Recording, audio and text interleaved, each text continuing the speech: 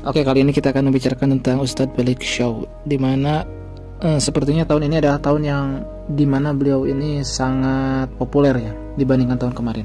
Hal pertama yang sering kali saya dapati dari kontennya Ustadz Pelik Syau adalah gaya bahasanya yang mungkin karena latar belakang dia bukan anak pesantren dan dia dulunya seorang mualaf. Akhirnya bahasanya pun karena tontonannya adalah tontonan sebagaimana kebanyakan orang, bukan tontonan anak pesantren. Ketika beliau menerangkan tentang Islam kepada audiens yang mereka tidak mengenal dunia pesantren, itu cukup masuk dan bisa diterima karena ya pendekatan bahasanya. Misalkan dia memberikan analogi atau perumpamaan dengan One Piece, dengan manga, dan sejauh ini saya belum menemukan ada ustadz yang lulusan pesantren yang mana rujukannya atau tontonannya seperti itu. Ya mungkin selain karena itu dilarang di pesantren, juga mungkin itu bertolak belakang dengan ajaran agama, dan juga mereka tidak ada waktu untuk menonton kartun sedetail itu.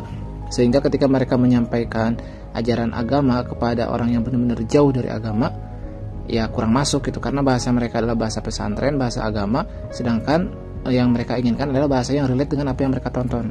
Tidak jarang sesama umat muslim pun mengkritik beliau. Ada yang mengkritik karena memang sayang, ada yang memang menjatuhkan sama sekali karena di luar kelompok mereka. Nah, sebagai salah satu contoh, beberapa narasi yang seringkali dilontarkan kepada Ustadz Pelik Syau adalah ya dia ini seorang mu'alaf, jangan membicarakan agama karena memang dia ini masih anak kemarin sore gitu, tidak layak berbicara agama karena belum ada ilmunya. Itu yang seringkali dibicarakan oleh orang-orang yang mereka tuh mengaku belajar agama, entah itu ustadz, santri, dan lain sebagainya. Nah, menurut saya itu adalah kritikan ya, kalau memang niatnya ingin menyayangi ya mungkin diperbaiki lagi dari segi narasi dan bahasanya ya. Tapi kalau ditangkap secara dohir perkataan itu sepertinya menyerang gitu, kayak aduh siapa lagi nih berbicara agama gitu. Terlebih lagi mungkin Ustadz Pelik Syau di luar kelompok mereka, sehingga mereka menganggap Ustadz Pelik Syau ini adalah orang yang sesat. Saya kagum terhadap beliau, Masya Allah.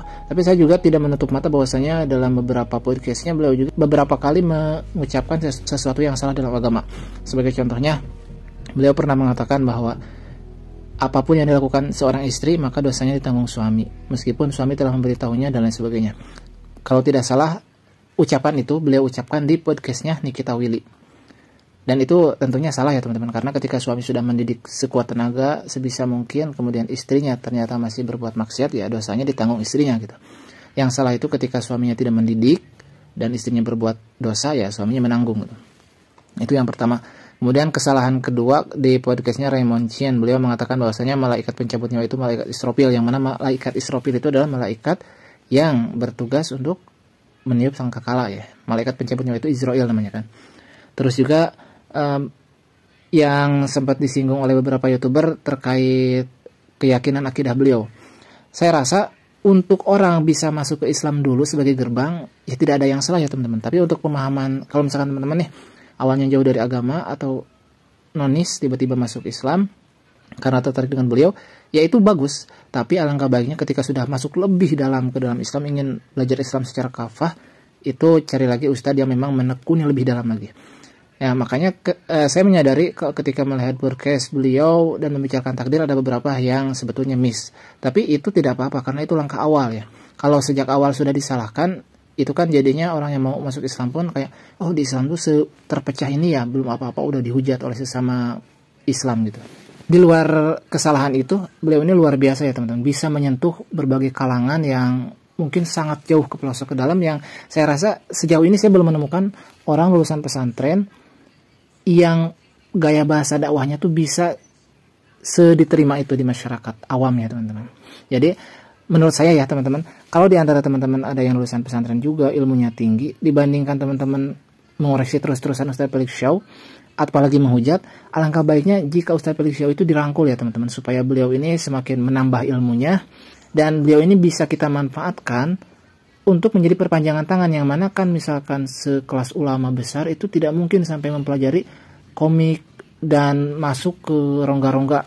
Ya kasarnya mah kalau misalkan seorang bupati nggak layak lah kalau misalkan harus lumpur-lumpuran gitu. Yang masuk ke lumpur ya bawahannya, tapi atas perintah atasan. Nah atasan ini kita umpamakan dengan ulama yang benar-benar sudah paham agama, mengutus Ustadz Felix Xiao, merangkul Ustadz Felix Xiao sebagai utusan untuk menyebarkan Islam yang rahmatan lil alamin.